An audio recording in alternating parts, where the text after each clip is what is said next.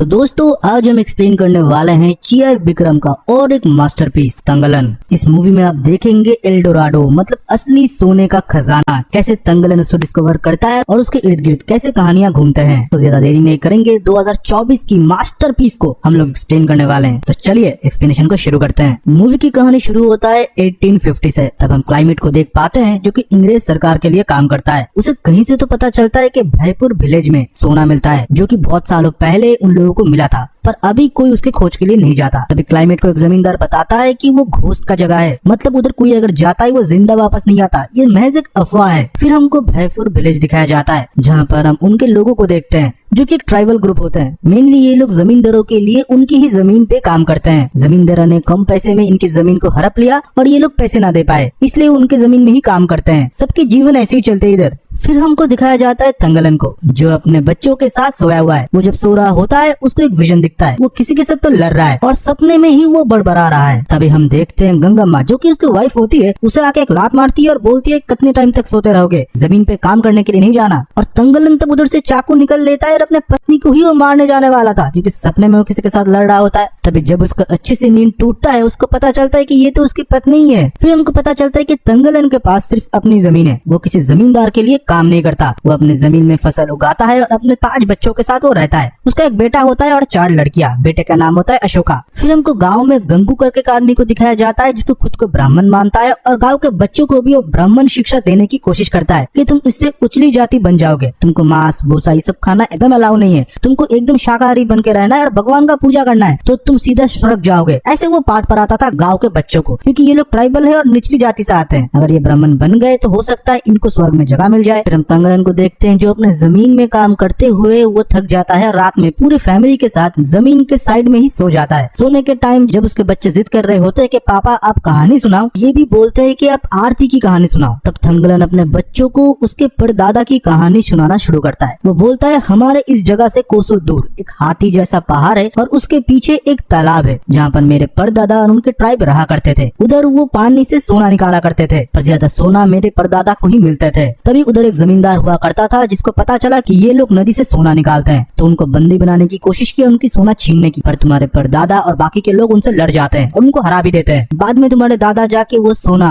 उसी राजा को दिखाता है और बोलता है ये मेरा सोना, ये मैंने ढूंढा है, तुमको अगर चाहिए तुम खुद ढूंढ लो। वो राजा अपने सैनिक को भेजता तो है पर कोई वापस नहीं आता क्योंकि उधर उन लोगों को सांपों ने मार डाला था क्योंकि उस पहाड़ की रक्षा सांप कर रहे थे। ये सब कुछ सुनने के बाद मेरे परदादा मुस्कुराते हैं और बोलते हैं सिर्फ सोना मैं ही उधर से ला सकता हूँ और हम लोग पानी से ही उस सोने को निकाल सकते हैं, अगर पहाड़ से निकालने के लिए जाए तो वो हम सबको मार डालेगी। आरती नाम का एक तांत्रिक इस पहाड़ का रक्षा कर रहा है जिसके अंदर बहुत सोना है। राजा बोलता है कि मुझे पूरा सोना चाहिए, तुम मांगो, तुम क्या मांगते हो। तब मेरे परदादा बोलते हैं ठीक है मैं सोना लेके आऊंगा पर हम सब की जमीन तुमको लौटाना पड़ेगा और अब से हम तुम्हारी गुलाम नहीं है। और इस बात पे राजा मान जाता है। तंगलन और उसके लोग और राजा के कुछ लोग जाते हैं उस पहाड़ की तरफ। पहाड़ की तरफ जब वो लोग बढ़ते हैं आरती उनके साथ छलावा करती है, फिर भी ये लोग कैसे भी सरवाइव करते हैं। सांप भेजा जाता है पर तुम्हारे परदादा उन्हें भी मार गिराते हैं। फिर आती है आरती और उनके लोग और धीरे धीरे सब लोग को वो मारने लगते हैं, पर तुम्हारे परदादा डटे रहे। एक करके आरती के लोगों को पहले मारते हैं और आरती को बंदी बना लेते हैं और बाहर से कुछ सोना लेके राजा को दिखाते हैं। पर राजा जब वो सोना देखता है कुछ टाइम बाद वो मानो गिरने लगते हैं। वो एक मिट्टी था जो कि एक माया जाल था जो कि आरती ने ही बिछाया था। फिर तुम्हारे परदादा गुस्से में आ जाते हैं और उधर एक मूर्ति था जो कि गौतम बुद्ध जी की होती है और उनका सर वो उधर से गिरा देता है। आरती तब बहुत गुस्से में आ जाता है और बहुत जोर से चीखती है। तब तुम्हारे परदादा भी बहुत गुस्सा आ जाते हैं और आरती के सामने जाने के बाद उसका पेट चीर देते हैं, जो खून उधर से निकलता है और उस खून से ही बहुत सोना पैदा होता है। आरती तो मारी गई थी पर लोगों को बहुत सोना मिला और तुम्हारे परदादा को भी, इसलिए हमारे पास आज खुद की जमीन है। देखते हैं उसी दिन रात को जब तंगलन उनके फैमिली सोए हुए थे, कहानी सुनने के बाद कोई उनका फसल जला देता है। वो काम उन जमींदार के ही था जिसका नजर तंगलन की जमीन पे था क्योंकि तंगलन के पास खुद का जमीन था, वो भी हड़पना चाहता है जो कि वो हड़प लेता है। फिर तंगलन भी जमींदार के जमीन में काम करने लगा। अभी तंगलन के फैमिलीज भी सफर कर रहे होते हैं। तभी गाँव में आता है वही अंग्रेज बिजनेसमैन क्लाइमेट। वो आने के बाद अपने लोगों से बुलवाता है कि मैं चाहता हूँ कि तुम लोग सोना ढूंढने में मेरी मदद करो। मैंने सुना है कि तुम्हारे पूर्वजों को इधर सोना मिला था। ये सोने की बात सुनने के बाद ही सारे लोग उधर से भाग जाते हैं। तंगलन उधर रुका रहता है क्योंकि उसके परदादा ने ही सोना ढूंढा था। वो अंग्रेज ये भी बोलता है कि तुम लोगों को हर दिन मैं मजदूरी भी दूंगा, पर सारे लोग उधर से फिर भी चले जाते हैं। जाता है। तभी गंगम्मा आती है एंड थंगलन को भी वो लेके चले जाते हैं। थंगलन घर जाने के बाद अपने वाइफ को समझाता है कि हम लोग कैसे ऐसे जिएंगे, तुमको अच्छे अच्छे कपड़े चाहिए, बच्चों को भी अच्छे कपड़े चाहिए, वो उस पैसे से ही आएंगे, और अगर हमारे पास हमारी जमीन लौट आया हम खेती करके और पैसे कमा सकते हैं। मेरे पूर्वजों ने ही ढूंढा था, सोने की जगह मैं भी ढूंढ सकता हूँ। और गंगम्मा को वो राजी करने की कोशिश करता है और लास्ट में उसकी बीवी भी मान ही जाती है। हम देखते हैं अगले दिन थंगलन गाँव के कुछ लोगों को भी राजी करवाता है और क्लाइमेट के साथ जाने के लिए वो तैयार हो जाता है। वो अपने बेटे अशोका को भी लेके जाता है और क्लाइमेट अपना बेटा विलम को भी। ये लोग फिर थोड़े आगे जाते हैं और गंगू को दिखाई देता है वही नदी।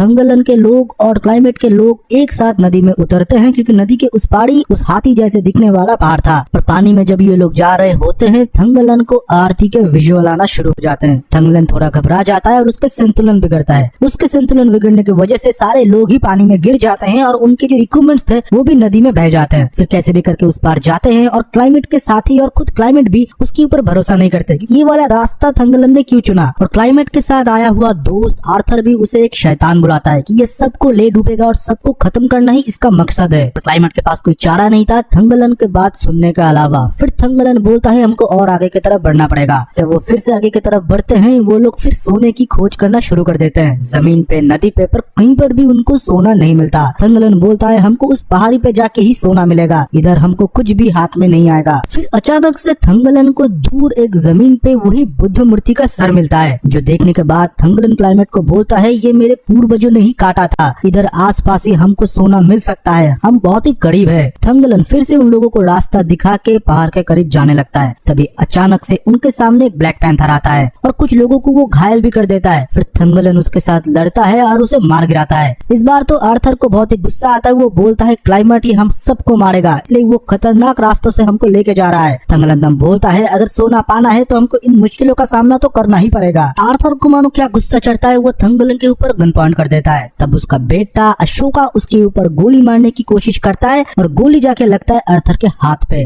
और फिर वो डर के अशोका उधर से भागने लगता है और आर्थर उसके पीछे गन लेके और थंगलन उसके पीछे। फिर हमको दूर में पहाड़ी में दिखाया जाता है जहाँ पर हम आरती और उनके लोगों को देखते हैं जो कि ये सब कुछ होते हुए देख रहे होते हैं। अशोका जब भाग रहा होता है उसको बाकी धर्म मिलता है गौतम बुद्ध का, और उधर उसको मिलता है थोड़ा सा सोना जो कि वो देखता है और अपना बाप थंगलन को वो बुलाना लगता है। और इतने ही देर में हम देखते हैं हर जगह धुआं धुआं हो जाता है और आरती अपने लोगों को भेजते हैं इन लोगों को खत्म करने के लिए। फिर ये सारे लोग आरती के लोगों के साथ लड़ते हैं और थंगलन को बीच बीच में आरती के विजुअल भी आ रहे थे। उसे लग रहा था कि आरती अभी भी जिंदा है और उनको मारना चाहते हैं। तभी हम देखते हैं कि थंगलन के शरीर में उसके परदादा के आत्मा घुस जाती है और आरती का सामना वो डट के करता है और आरती को वो घायल भी कर देते हैं। आरती अपने लोगों के साथ उससे चली जाती है। फिर रात को गौतम बुद्ध के घर से क्लाइमेट उस सोने को अलग करता है और देखता है कि ये प्योर गोल्ड है। उसे बहुत ही खुशी होता है और बोलता है कि हमको और सोना चाहिए थंगलन। फिर रात को ये लोग जश्न मना रहे होते हैं तभी बिजली चमकता है और विलम के ऊपर वो बिजली गिरता है और उसकी उधर ही मौत हो जाती है। क्लाइमेट बहुत ही रो रहा होता है पर वो अपने बेटे को दफनाता है और सोने की तरफ वो बढ़ने लगता है और बोलता है कि हमको और सोना चाहिए, तुम अपने गांव वालों को जाके बोलो मैं और पैसे देने के लिए राजी हूँ, सबको मना के ले आओ। और थंगलन को अपने कपड़े भी देते हैं। थंगलन फिर एक घोड़ा लेके उसके कपड़े पहन के अपने गाँव में जाते हैं। गाँव में जाने के बाद अपने बीवी को नए कपड़े देते हैं, बच्चों को नए कपड़े देते हैं और गाँव वालों को ये बोलते हैं कि हमारे पूर्वजों की सोना है वो हमको ही मिलना चाहिए। क्लाइमेट ने हमको बोला कि हमको बहुत पैसे देंगे और हमके जमीन भी छुड़ा के देंगे, हम सबको जाना चाहिए उस सोना लाने के लिए। और वो अपने थैली से सोना भी दिखाता है। तब गाँव वालों को और यकीन आता है कि थंगलन सच बोल रहा है, उधर सोना मिल रहा है। सारे लोग उस सोने के पहाड़ की तरफ जाने लगते हैं। उनमें से एक थंगलन को बोलता है कि आप जाने के बाद क्लाइमेट के लोग हमारे गाँव में आते हैं और नागा ट्राइबल के ऊपर गोली चला देते हैं। तब आपका बेटा अशोका जाते हैं उनको रोकने के लिए और मानो उसको क्या हो जाता है, वो उन सैनिकों से लड़ने लगता है। सैनिकों ने उसको बांध के रखा है। थंगलन को ये पता लगता है और वो क्लाइमेट को बताता है। वो तुरंत उसके बेटे को छुड़वा देते हैं और बोलते हैं मुझे पता नहीं था। वो ये भी बोलते हैं कि नागा ट्राइबल के लोग नाग को पूजते हैं और इस पहाड़ की रक्षा नाग लोग ही कर रहे हैं, इसलिए मैं गुस्से में उन लोगों को मरवा दिया। पर अशोका को कुछ हो चुका था, उसको दौरे पर रहे थे। फिर हम देखते हैं कि क्लाइमेट के साथ भी और एक जमींदार आया था जो इन लोगों को गलत पट्टी पढ़ा रहा था। क्लाइमेट जो इंग्लिश में बोल रहा होता है ये बोलता है कि तुम लोग आज से क्लाइमेट सर के गुलाम हो, जो ये बोलेंगे तुमको वही करना पड़ेगा। पर थंगलन को पता था क्लाइमेट कभी ऐसा नहीं बोल सकता। वो फिर सबको समझाता है कि नहीं, क्लाइमेट सर ने ये बोला है, तुमको अपनी जमीन मिलेगी, मजदूरी मिलेगी और सोने में से कुछ हिस्सा भी। फिर हम देखते हैं सारे गाँव वाले जाते हैं और उस पहाड़ के नीचे सोना ढूंढने की कोशिश करते हैं। बुद्ध मूर्ति के इर्द गिर्द उनको कुछ सोना भी तो मिलता है। उस सोने से क्लाइमेट बहुत ही खुश हो जाता है और रात को सारे गाँव वाले चैन से खाना खा रहे होते हैं। तभी हम देखते हैं कि थंगलन के बेटा अशोका को दौड़ा पड़ता है। वो आरती की तरह बात कर रहा होता है और उन लोगों को बोलता है जल्दी से इधर से चले जाओ, ये तुम्हारा जगह नहीं है, तुम लोग कोई जिंदा नहीं बचोगे। तब गंगम्मा बोलती है मेरे बेटे को ये क्या हो गया। थंगलन तुम बोलता है उसे कुछ भी नहीं हुआ, उसको बस दौड़े पड़ रहे हैं।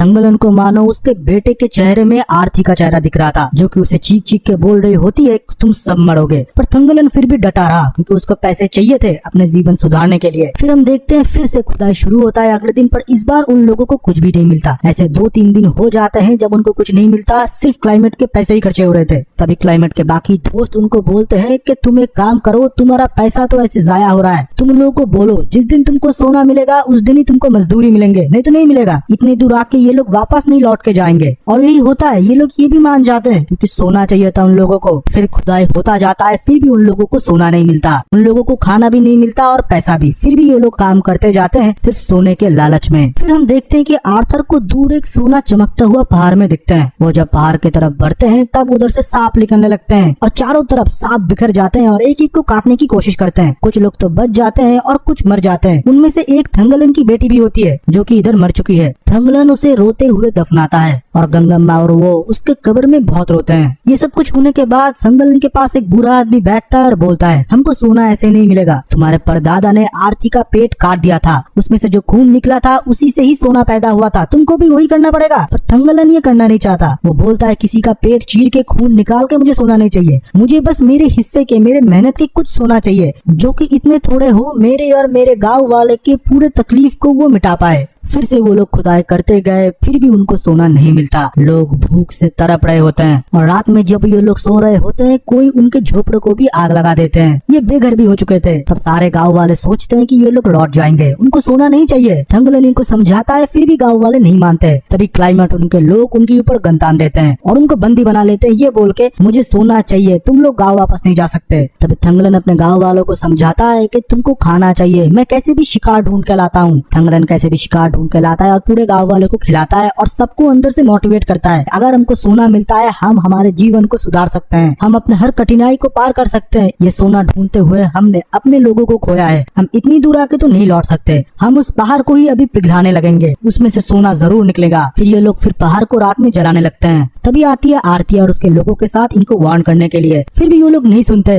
जलाने की वजह से पहाड़ के अंदर एक सुरंग होता है जिसके अंदर थंगलन चला जाता है। उसके अंदर जाने के बाद उन लोगों को बहुत सोना दिखता है और उसके साथ हमको पता चलता है कि एक माइन है जो कि पहले भी खोदा गया है अलग अलग राजा के टाइम पीरियड में। कुछ लोग जब उधर से सोना लेके अपने बैग में भर के बाहर चले जाते हैं, क्लाइमेट के कुछ लोग उनको मार गिराते हैं। क्लाइमेट बोलता है ये सिर्फ मेरा सोना है और किसी का नहीं। थंगलन फिर उस सोने को खुद के हाथ पे उठाता है और बोलता है कि ये भी एक माया जाल है, ये कोई सोना नहीं है, ये जाल आरती ने ही फैलाया है। फिर हम आरती को देखते हैं जो कि अपने लोगों के साथ थंगलन उन लोगों को मारने के लिए आए हैं। फिर आरती इन लोगों को माया जाल के अंदर डालती है। वो इनको कभी दिन कभी रात कभी इनको हॉन्ट करा जाता है इनके पास्ट से। तभी आरती थंगलन को भी उसका पास्ट दिखाती है। आरती दिखाती है कि 5th सेंचुरी में इधर नाग जाति के लोग रहा करते थे और इस जगह की रक्षा किया करते थे, जहाँ पर आरन और आरती पति पत्नी थे और वो लोग पूरे ट्राइब की नेतृत्व भी देते थे और इधर तब कुछ सोना भी मिला करता था। आरन और आरती को पता चलता है कि कुछ लोग इस सोने को पाना चाहते हैं। जब कोई उनके तरफ बढ़ता है तो आरन अपने लोगों के साथ उनके साथ लड़ने के लिए जाता है, पर वो लोग आरन और उसके लोगों को हरा देते हैं और आरन को बंदी बना लेते हैं और उसे ही बोलते हैं ये सोना तू ही ढूंढेगा। फिर आरन को बंदी बना के उससे ही सोना ढूंढवाया जाता है और ये सिलसिला चलता गया पीढ़ी दर पीढ़ी, सदियों दर सदियों। और थंगलन तुम हमारे ही वारिस हो, तुम्हारे परदादा के परदादा उनके भी परदादा हमारे ट्राइब के हैं और सदियों से ये काम चला आ रहा है। ये सब कुछ देखने के बाद जब उसको होश आता है तभी हम देखते कि क्लाइमेट आरती के ऊपर हमला कर देता है और उसके पेट के अंदर वो एक सरिया घुसा देता है और आरती क्लाइमेट को खत्म कर देती है। आरती मरने वाली होती है पर थंगलन उससे माफी मांगता है, अपनी गलती मानता है और ये भी बोलता है कि मेरे लोगों के लिए कुछ सोना मुझे ले जाने के लिए दो, हम बहुत ही कठिनाई से जिंदगी जीते हैं, अब बहुत ज्यादा शुल्क बढ़ चुका है जो कि जमींदार हमसे लेते हैं, माँ अभी आप ही हमारी रक्षा कर सकते हो। अभी आरती उसे थोड़ा सा सोना ले जाने की परमिशन देती है और थंगलन सोना ले जाता है और अपने लोगों को दिखाता है। तभी हम देखते हैं कुछ ब्रिटिश आर्मी उनके पास आता है वो सोने को लूट करने के लिए। फिर पूरा गाँव और थंगलन उनके खिलाफ और एक बगावत का ऐलान कर देता है और इसी के साथ इस मूवी का एक्सप्लेनेशन खत्म होता है। अगर आपको वीडियो पसंद आया तो वीडियो को लाइक करें, कमेंट कमेंट सेक्शन में अपना ओपिनियन दे।